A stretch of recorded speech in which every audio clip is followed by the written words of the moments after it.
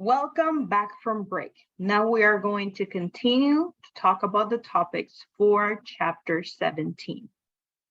Now, when it comes to nucleic acids, understand that nucleic acids have primary structures, secondary structures, and tertiary structures. But the tertiary structures we are not going to talk about in this class. We're mainly going to focus on the primary structures of nucleic acids. And out of the two nucleic acids, understand that we will explore both, but in terms of secondary structure, we are mainly going to focus on DNA specifically.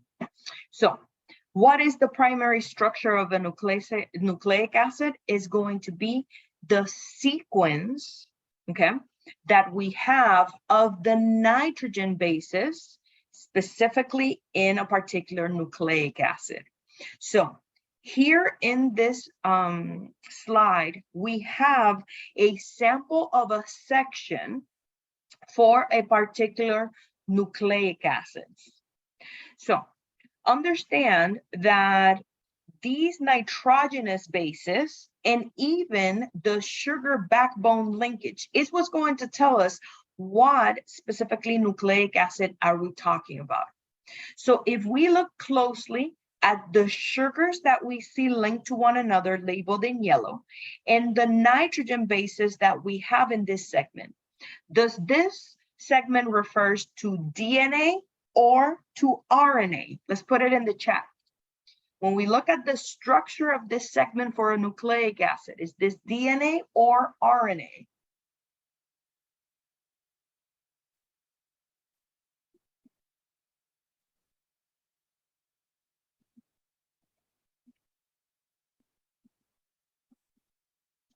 It is RNA. I'm not sure why there's somebody that can't see my screen. Put a 1 in the chat if you can clearly see my screen. Okay, so then I don't know. For the student that is not seeing the screen, it appears to be there. Okay, so what type of sugar do we have here? What type of sugar do we have in this structure? Because I already told you that the sugar and the nitrogenous bases will tell us. So let me just write it here. This is a segment of RNA. So what is the sugar that we see here? The one in yellow. Great job. We see ribose. And what tells us that we have a ribose, if we look closer at any of them, is that at the 2 position, we have a hydroxyl group.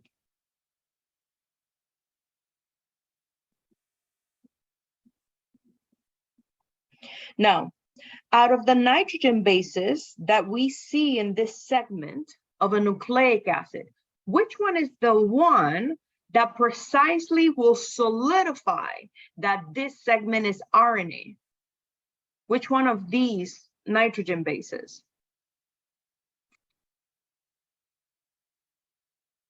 Excellent job, uracil.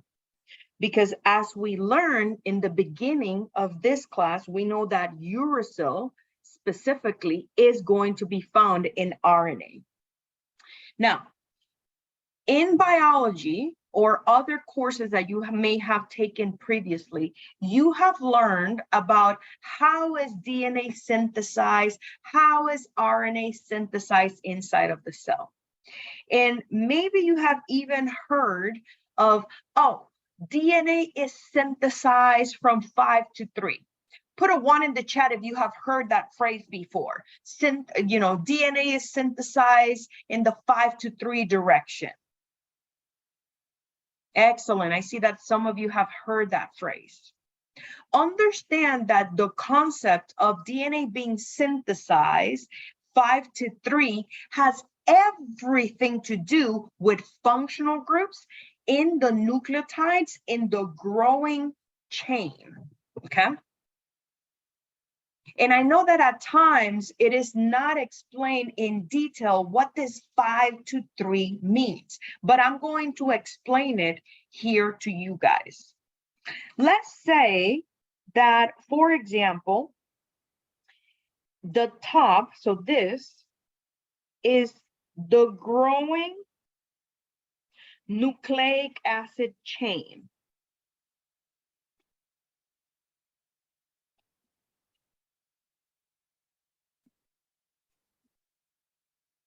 Okay, and we're just showing the last residue.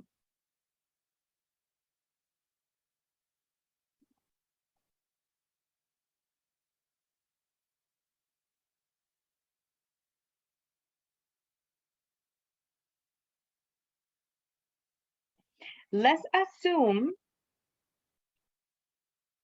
that this is going to be the incoming nucleotide. Understand that this same chemistry that I'm illustrating right now, it's going to be utilized from when we are making DNA and when we are making RNA. It's the same chemistry, okay? At the core, understand that the nucleotides is going to be different because if you're synthesizing DNA, then everything that is coming together is going to have a deoxyribose sugar. And the only nitrogen base that is going to be different from RNA is going to be the thymine. And when we are synthesizing RNA, again, the same linkage that I'm going to illustrate to you guys right now is the one that it is utilized for building the nucleic acid. It is just that now the nucleotides that are present are going to have a ribose sugar in the case of synthesizing RNA. And in addition, the nitrogen base uracil is going to be utilized as one of the components of that chain. Now, understand that I already explained to you guys that when it comes, and here, this specifically is showing the chemistry for when we are putting together a new DNA molecule, okay? So when we look at these two molecules, I'm going to relabel the carbon atoms. This is carbon 1, carbon 2, carbon 3, carbon 4, and carbon 5. We already know that carbon 1 is committed to the bonding of the nitrogen base. Carbon 2, because we see that it is a CH2 center, we know that this is deoxyribose, okay? Carbon 3 specifically, okay? Let me highlight it. Carbon 3 hydroxyl group, okay? It's what's going to bond to the phosphate in the 5' position of the incoming nucleotide. That's where the concept 5 to 3 comes from, because the bonding between the growing chain at its position 3 in the incoming nucleotide at position 5,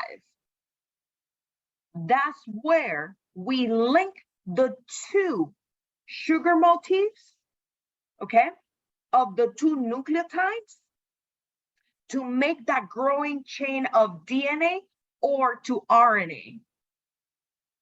So overall, understand that here we have illustrated only one phosphate. But in general, when this happens, it happens at the level of a triphosphate. And when that OH is linked to the phosphate, this whole group leaves. It's just that it's not illustrated in this image. So the new bond is 3 to 5, where the 3 is at the sugar of the growing chain, the 5 is in the incoming nucleotide, okay? And in addition, we have 2 phosphates that left and this is just known as inorganic phosphate.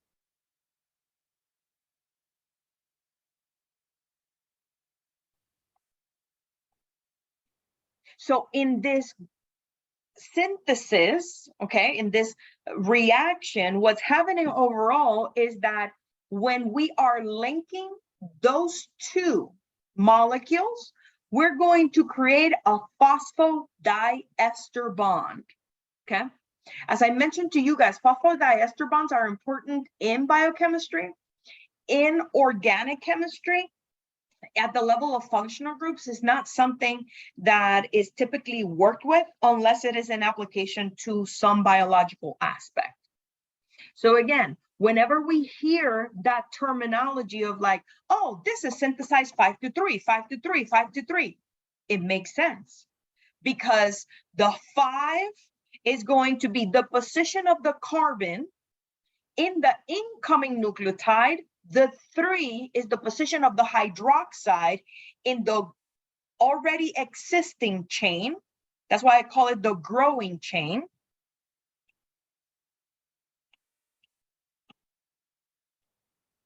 And those are the ones where they meet each other to make that phosphodiester bond, which is called 3' to 5' diester bond. Questions about the chemistry that allows the synthesis of a nucleic acid. And remember that this happens specifically when we're making DNA or where we're making RNA. Any questions?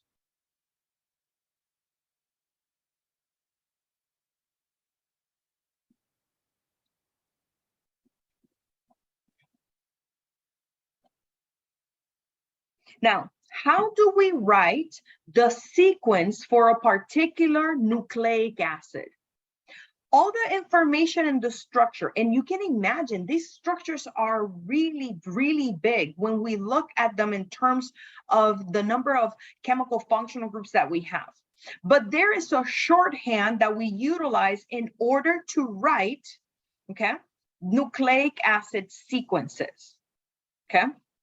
The nucleic acid sequences are written specifically by just writing the letters, the one letter codes or the single letter designations for the nitrogen bases that are found in a particular nucleic acid.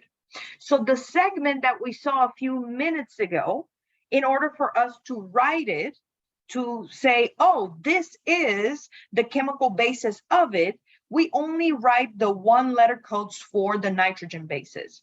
So we write the A, the C, the G, the U to represent the nitrogen bases. At the chemical level, we understand that all of them, as you can see, are bonded by that 3 to 5 phosphodiester bond. It is said that whenever we're writing this, we're going to write the 5' end and the 3' end. So what does the 5' end mean? This 5' represents the free phosphate that we have in the carbon 5 of the first nucleotide that was incorporated. This 3' represents the free 3' hydroxy that we have in the molecule.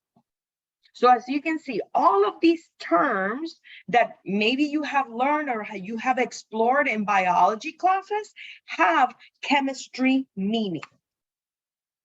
Now, we are now going to focus on the secondary structure for nucleic acids, but more importantly, we're going to be studying in detail the one in DNA, okay? So when it comes to the secondary structure of DNA, let's understand that DNA mostly in cells. So the majority of the DNA is found as the DNA double helix. What I mean by the double helix is that there are 2 strands of this nucleic acids that are going to be interacting with one another and winding into one another as a staircase, okay? So it is known experimentally that the nitrogen bases are going to be interacting with one another via hydrogen bonding. And as you guys can see here, when we look closely to the image that we have on the slide, those strands of DNA that are going to be interacting with one another to give the structure are what we called in biochemistry anti-parallel.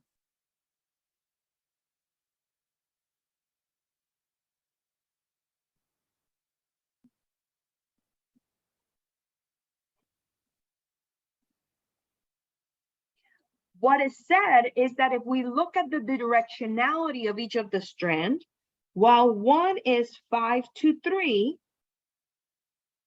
its complement is 3 to 5. Anti, because it is opposite. Parallel, because it is complementing each other. Okay, so overall, what this image that we have is actually illustrating in the lavender ribbon is going to be the sugar phosphate bonds, which we also call backbones in biochemistry. The dotted lines is going to illustrate the hydrogen bonds that we have between the nitrogenous bases.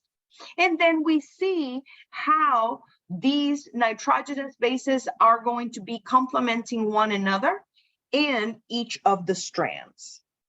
So these nitrogenous bases that are going to be interacting with one another on each strand is what we call DNA base pairs. And understand that during the 1940s, biologists determined that the nitrogen bases have a specific relationship. It was observed experimentally that the amount of adenine in a segment of DNA was equal to the amount of thymine.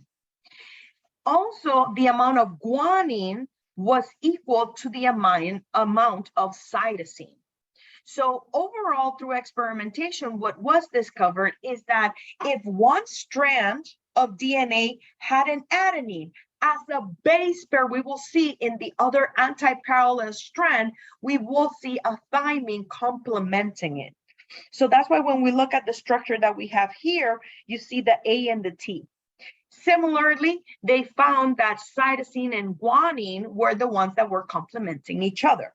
Now, when we look at the chemical basis of each, we notice that hydrogen bonding is what is holding them together. The number of hydrogen bonding events for each of these base pairs is different. We can see on the top of the molecule that adenine and thymine are held together by 2 H bonds. So if we rationalize, you guys, in terms of the importance of these attractive forces, even the structure of one of those most important nucleic acids that we have in our cells, meaning DNA, even hydrogen bonding, it is present in that molecule in giving it its structure. So this is why hydrogen bonding, it is so important and so prevalent in biological systems. Now, when we look at the hydrogen bonding events between guanine and cytosine, we see that they have 3 hydrogen bonds holding them together. So understand that whenever we look at segments of DNA, we always see them like this. If in one strand we see thymine, in its anti-parallel strand, we see an adenine. If in one side we see a guanine, then we see a cytosine, because that is the base pair that it always exists. Now, the structure of DNA was already solved long time ago. And even though in the 1950s, the Nobel Prize was actually given to Watson and Crick,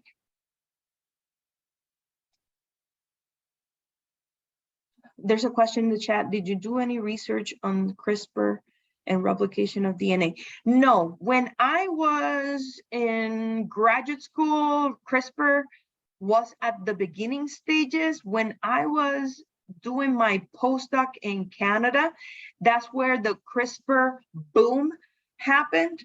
But I have never worked with CRISPR in my life. I understand the concept, I understand the rationale, but I never worked in any of my research background, I never had to develop tools for CRISPR. So when it comes to the structure of DNA, I always want to bring up the story behind the solving of the DNA. So in my book, okay, and one day when I write my little workbook for Chemistry 104, I want to refer to the structure of DNA as Watson, Crick, and Franklin, okay? Put a 1 in the chat if you have heard of the story of Rosalind Franklin. I don't know if this is has been taught in any of your biology classes, if you have heard of the scientific drama that really happened, because this is going down in history, and it is true. It did happen, and it was documented. I see that there's only 2 of you that have heard of this. So for those of you that have not heard of this, in your biology classes, for the most part, and it's nobody's fault, you know, people choose to teach this concept whichever way they want to teach it. But from my book, this is the, yes, Gia, that's what happened. So this is the reality. Watson and Crick, we cannot take away from them that they did work and contributions to proposing the structure of DNA. That cannot be denied. Out of Watson and Crick, Watson is still alive, okay? He's really old, but he's still alive as a scientist. They did the work to understand that the polypeptide strands were winding about each other as a spiral staircase. They did that. They also discovered that the sugar phosphate backbones were analogous to the railings of a staircase, while the bases will be the steps in that staircase. They did that, okay? They also did the work for understanding how one strand was in the 5' to 3' direction, and then the other one is in the 3 to 5. Now, at the time of them coming up with the model for DNA, they had one piece of the puzzle which was crucial but missing. That's where Rosalind Franklin comes from. The reason why Watson and Crick were able to solidify all their discoveries was because Rosalind Franklin, as a graduate student at the time, took an image, an X-ray image of the structure of DNA. Her findings were stolen by her professor, and they were sent to Watson and Crick. When they saw her findings, they were able to solidify their model for DNA. Just like it was said on the chat, unfortunately, because during that time, they didn't have the knowledge of the harm that radiation can do to people. Rosalind Franklin actually died of cancer before the Nobel Prize for the structure of DNA was actually awarded. So because the Nobel Prize is not awarded post-mortem, meaning if you die, you don't get it, she was not recognized for her contribution in the structure of DNA, okay?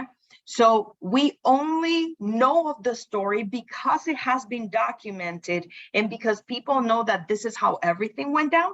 But understand that Watson and Crick, in most of the textbooks, and they did contributions, because I'm not denying that they didn't, are the ones that are awarded the structure of DNA without taking Rosalind Franklin's contribution.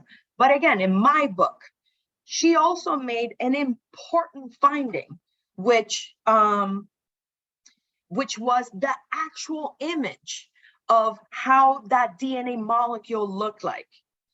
There is also heard that women were able to be awarded the Nobel Prize at that time. See, that I'm not aware of if women, because I know that, for example, Madame Curie, which she was a chemist, she had a couple Nobel Prizes. It's just back in the day, the Nobel Prize was a recognition important in science, but it was more of like one of those Scientist of the Year awards. Now, being a Nobel laureate is, you know, more prestigious than when it used to be back in the day.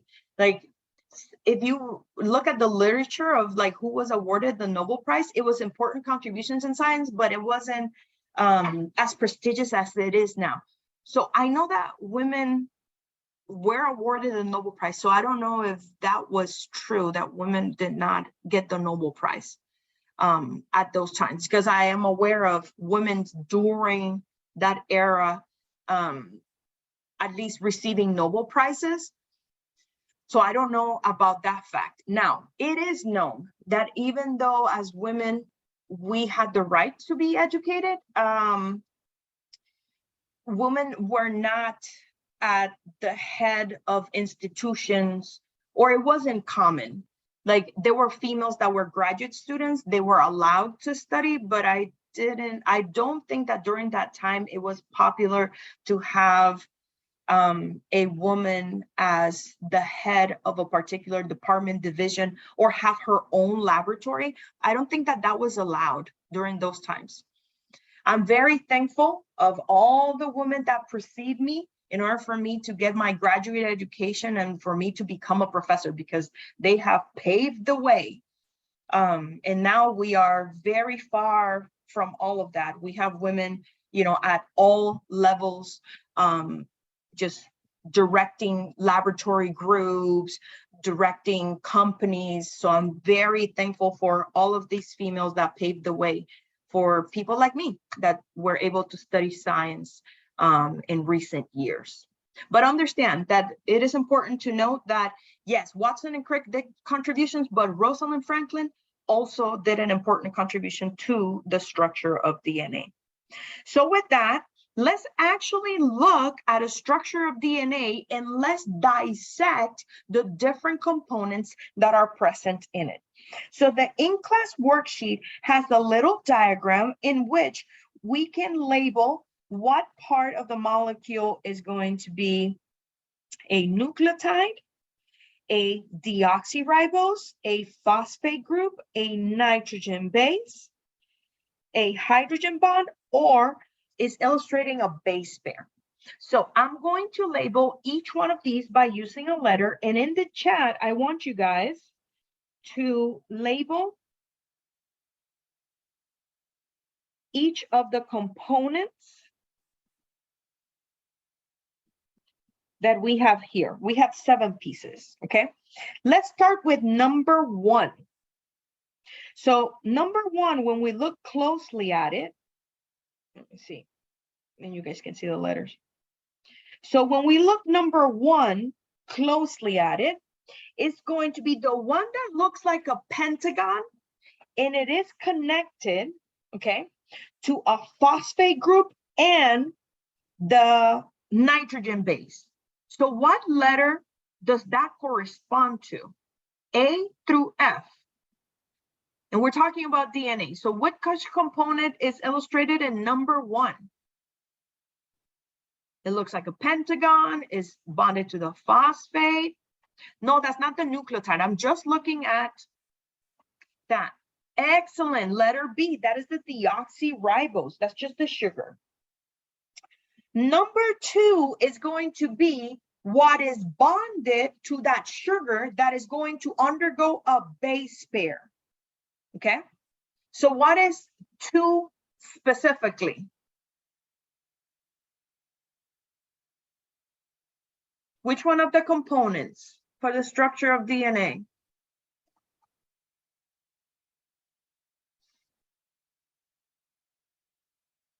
I'm just looking at what's bonded to the sugar that undergoes a base pair. It's not A. The nucleotide is all of it. So what is the one that gets? Excellent. This is a nitrogen base. When we look at number 3, now we look at all of the components. There's the circle. Let me just label them so you guys, so this, if this is a phosphate, and this is a sugar, and this is the nitrogen base, okay? When all of them come together, what is it that we call it? Great, that is a nucleotide. On number 4, we see our nitrogen base from one molecule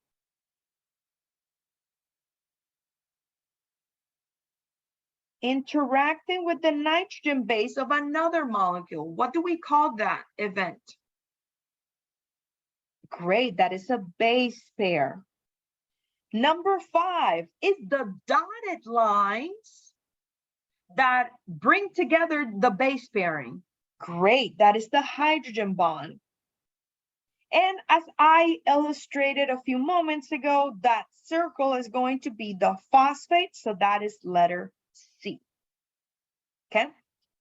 Any questions on the primary structure of a nucleic acid or the secondary structure of a nucleic acid, which is the folding? And we only talked about the secondary structure of DNA. Any questions?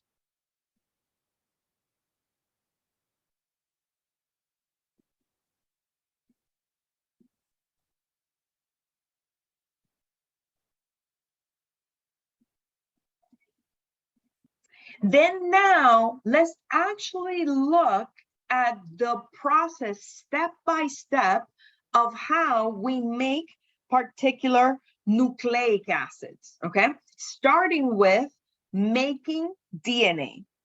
So when DNA has been made in a cell, let's understand that this is signaled by cell division. So DNA replication, which happens in the nucleus of the cell for animal cells,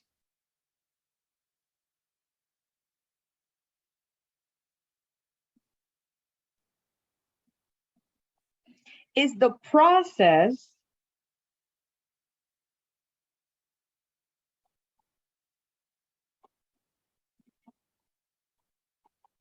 by which more DNA is made. So let's understand that if you have a starting molecule of DNA, and I'm just going to write these 2 strands. Let's say that this is my parent DNA, right?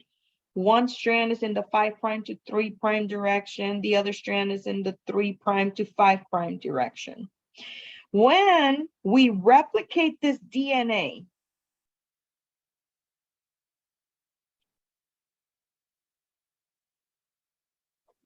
okay, what we see overall, at least in our cells, is that now we're going to make 2 strands in which we have a parent strand with a new strand. So we have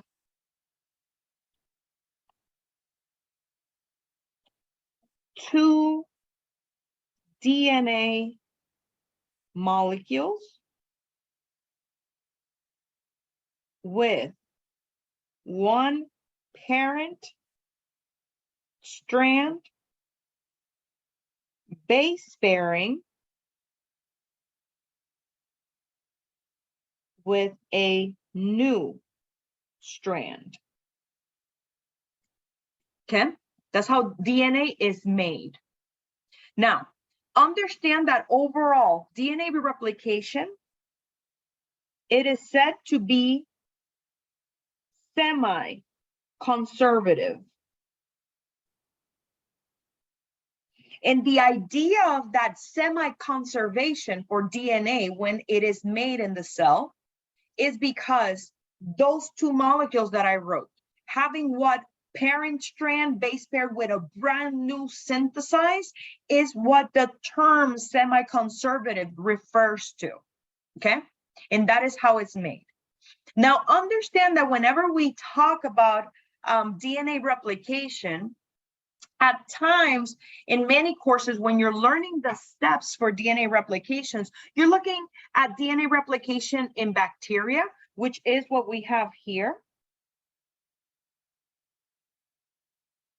Because when it comes to bacteria, different from animal cells, in bacteria, you don't have a nucleus, okay? You have that DNA just in the middle of the bug. And whenever DNA replication happens, again, we're undergoing cell division. You see that then each bacterium is going to have that DNA. It's just that for bacteria, they have circular DNA. So this image is just going to give you a little bit of an overview what DNA replication is. So before going through all of the steps that we have right here, I'm going to go now to YouTube to show you guys a video that is going to summarize the steps that you see on the slide. So if you guys give me a couple of minutes, I'm going to show you guys a video for DNA replication.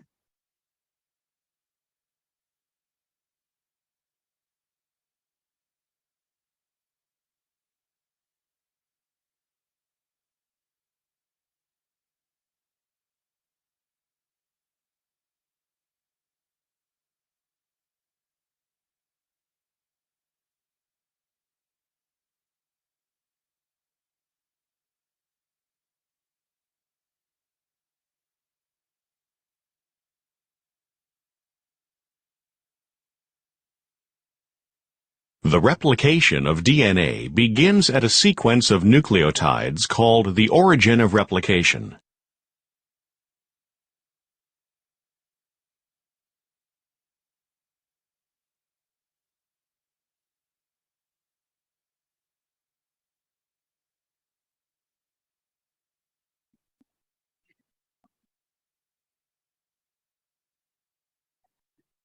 Put a 1 in the chat once you start hearing the voice, because I want to make sure that you... The replication of DNA begins at a sequence of nucleotides called the origin. Great.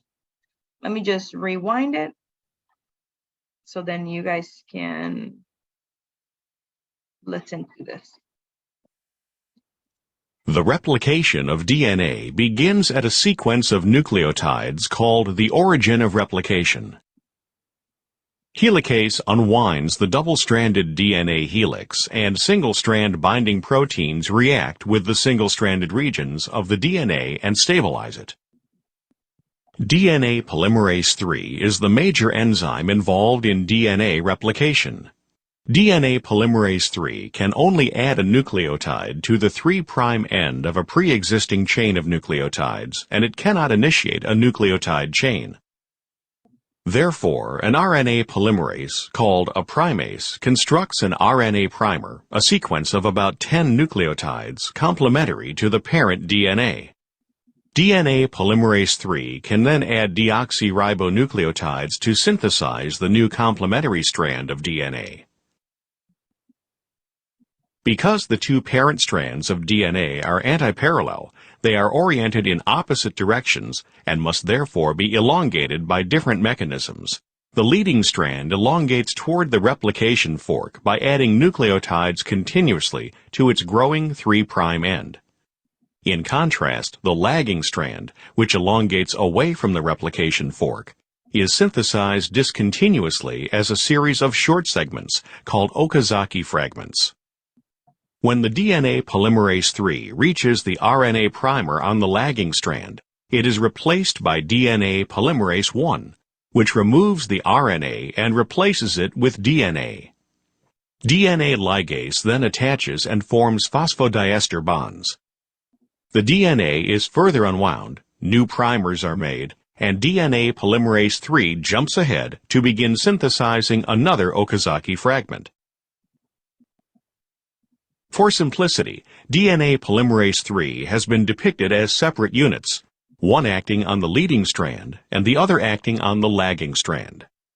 The current view of DNA polymerase III is that the two subunits function together with the DNA on the lagging strand, folding to allow the dimeric DNA polymerase molecule to replicate both strands of the parental DNA duplex simultaneously. Proteins other than DNA polymerase III are not shown.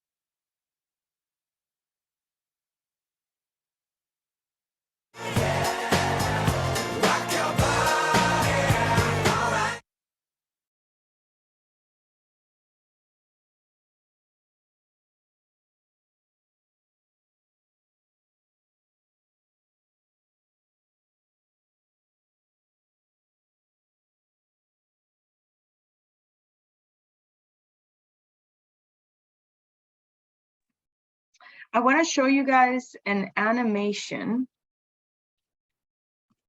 for how this process happens inside of the cell. This is one of the powerful tools about having, a computer era in which scientists that have computer skills are working with people that understand animation very well to actually introduce animations that will actually illustrate all of these biological events in a more realistic view. So I just want to show you guys this small video, specifically DNA replication, how it could look if we were, having a movie being taped about the process. Understand that these molecules, to capture them, they are very, very, very small. And animation has allowed us to just, envision how it would look like. We don't have the ability right now of, using fluorescence or other molecules that can actually illustrate at the level of what you're going to see in this animation. So understand that what I'm going to illustrate right now is what we envision. What the process is happening is not that somebody sat down and this is what you see under the microscope, because we don't have that ability yet.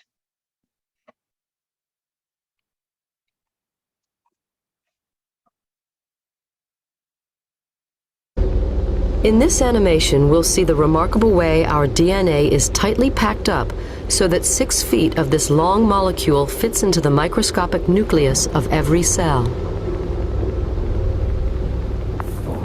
The process starts when DNA is wrapped around special protein molecules called histones.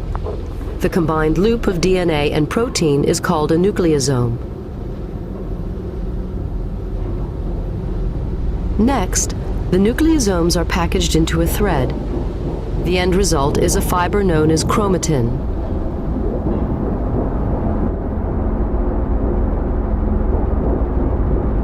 This fiber is then looped and coiled yet again.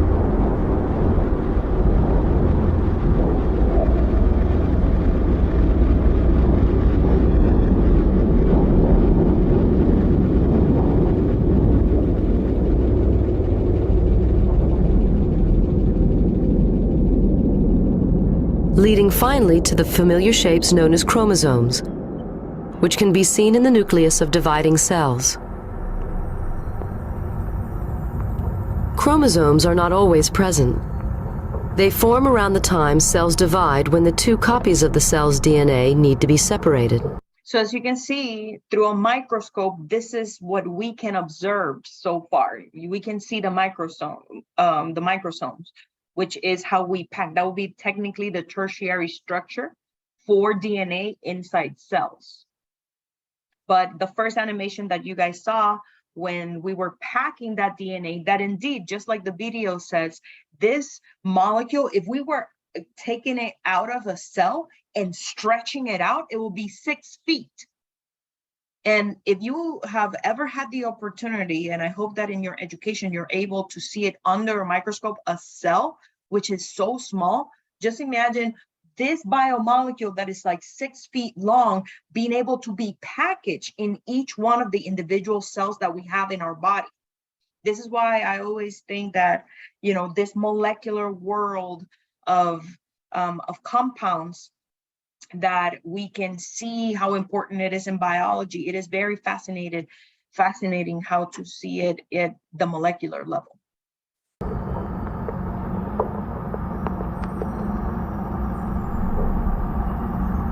That's 2 cells dividing.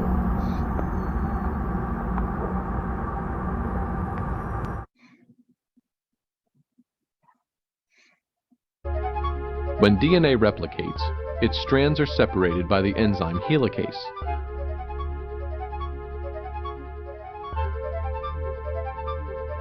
Single-stranded DNA binding proteins keep the strands from reannealing. One DNA strand encodes the leading strand, which forms from its 5' to its 3' end, using DNA polymerase III. Let me just stop the video right here. This is going to be similar to what I illustrated. I thought that this was the one. There was a TED Talk. Let me see if I find it, where they showed a video, DNA replication and TED Talk.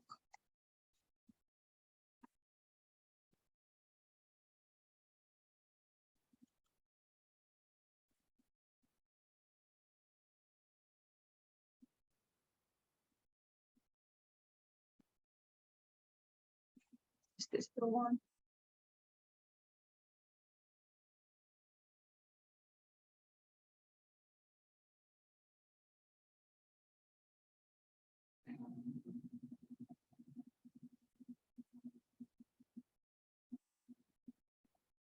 Oh, I think this is it.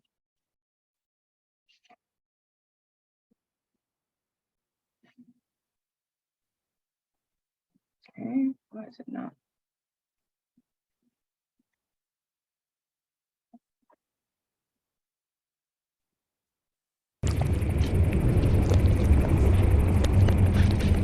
Again, this is an animation where we could envision of how an animal cell looks like.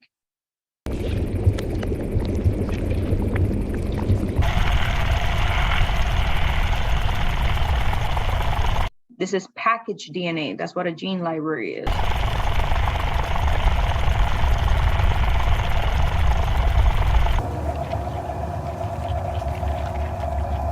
This is transcription, which is how RNA is made.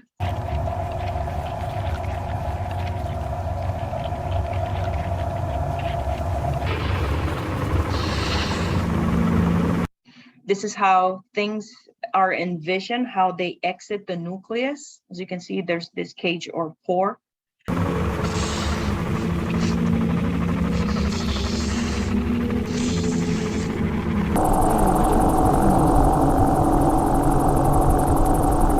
As you can see, this is how we vision how the nucleus interior looks like.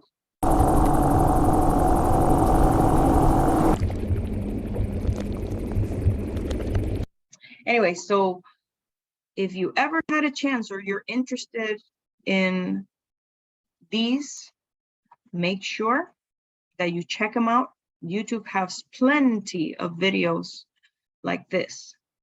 So let's now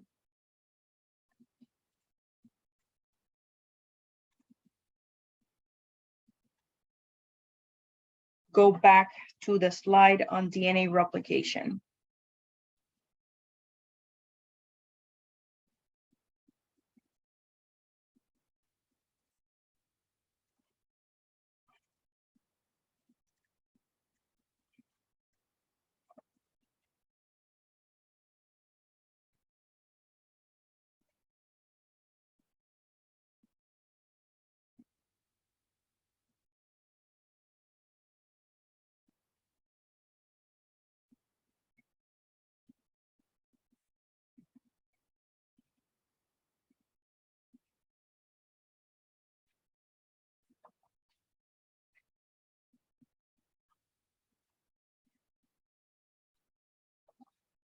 So to go over the steps that we saw in the several videos that we observed, we have enzymes. And as you can see, enzymes are driving all of these processes. So we have enzymes that are going to unwind that parental double helix. In the video, we saw that the name of this enzyme is called helicase. So it's going to bind and it's going to unzip the 2 strands of parental DNA that we have. Then we're going to have proteins that are going to bind and stabilize each of the strands, because pretty much what helicase did to the 2 strands is that it broke the hydrogen bonding events that were happening between the 2 parent strands. Once you are breaking such a stabilizing attractive force, you need to have a way to stabilize it so the cell specifically has proteins to stabilize that unwound parental DNA. Now, as it was illustrated in the first video that I showed to you guys, we are going to be synthesizing 2 strands. One that is called the leading strand is what we see in step 3, but understand that step 3 and 4 happen simultaneously. It's just that here is just separate them into 3 and 4. So in step 3, we see that the leading strand is being synthesized continuously towards the replication fork, because the replication fork specifically is where we are unzipping that DNA. Now, that leading strand that has been made, let's understand that when we look at what's happening, something that is not illustrated here, but I'm going to include, is that the synthesis of this actually started, and I'm just going to illustrate it here just for purposes. There is an RNA primer that needed to be incorporated. So primase, which is the RNA primer enzyme, is going to put in that primer, and then we're going to start synthesizing, okay? So when we look overall at how things are synthesized, each of these strands, this is the 3' end, and as we move, that is the 5' end. So when we are making this DNA, understand that this is just called the template. And when we look at the molecular level of the newly synthesized, this is the new strand, how this is being made is in the 5' to 3' direction. So why is the template so important? Because let's say that here we have A, T, T, C, C, G, C, A, A. Let's say that those are the letters that we have in the template. So how does DNA polymerase, which is the enzyme that makes that new strand, knows what to add to the newly synthesized strand, is going to be guided by the template strand. So in order to synthesize that brand new strand, what the DNA polymerase is going to do is put here a T, put here an A, put here an A, put here a G, put here a G, put here a C, here a G, here a T, and here a T. Because that newly synthesized strand is going to be the base pair of the template strand. So it's going to be the complement, okay, in the 5' to 3' direction. Now, when we look at the strand that has been synthesized, that we know as the lagging strand, okay? Know that here they illustrated the RNA primer, but the RNA primer exists actually in the leading strand and the lagging strand.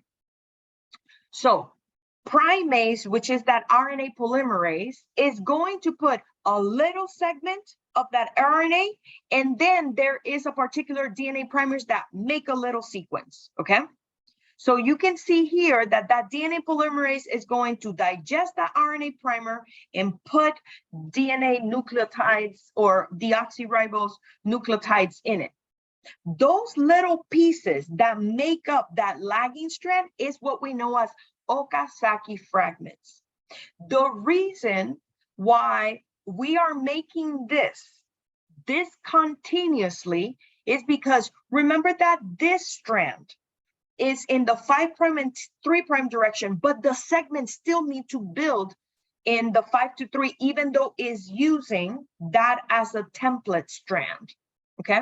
So understand that the lagging strand is made in pieces just because of the directionality of the strands that we're using as a segment.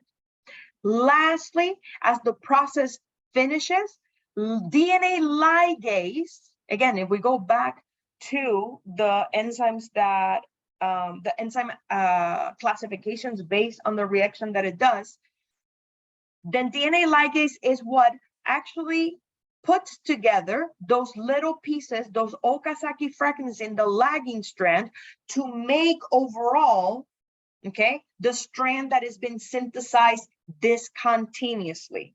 So at the end of the whole process, we can see that this is the overall. We're going to have a parent strand with a newly synthesized strand. They're going to base pair with each other, and we're going to have two molecules that look like that. All of this process, again, it is signaled by cell division, and it happens in the nucleus of the cell. Any questions about DNA replication?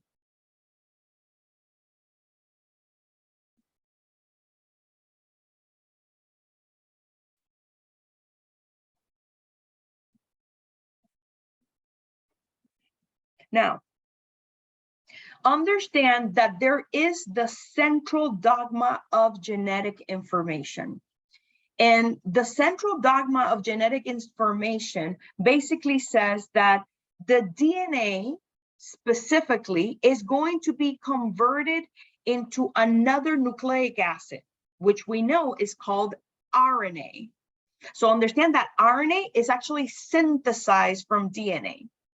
The process that describes the synthesis of RNA from DNA is called transcription. And transcription happens at the nucleus of the cell. Then, once that RNA is made, is transported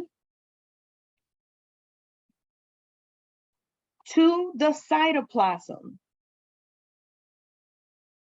Okay, and it's going to be modified because the molecule itself of RNA has to be modified in order to undergo the process of translation.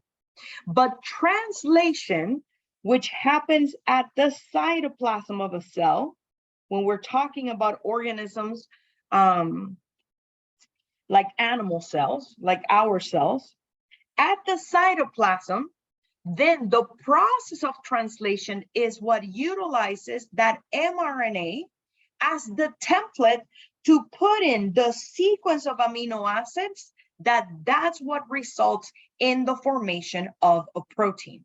So understand that whenever we're talking about the central dogma of genetic information is the process of DNA through transcription, forming RNA, and that RNA through the process of translation to be forming specifically protein, okay?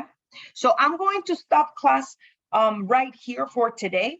Tomorrow, we are going to look in detail at the structure of RNA, the process of transcription, the process of translation, and lastly, we are going to be understanding how genetics mutations can actually happen during these processes that we just described.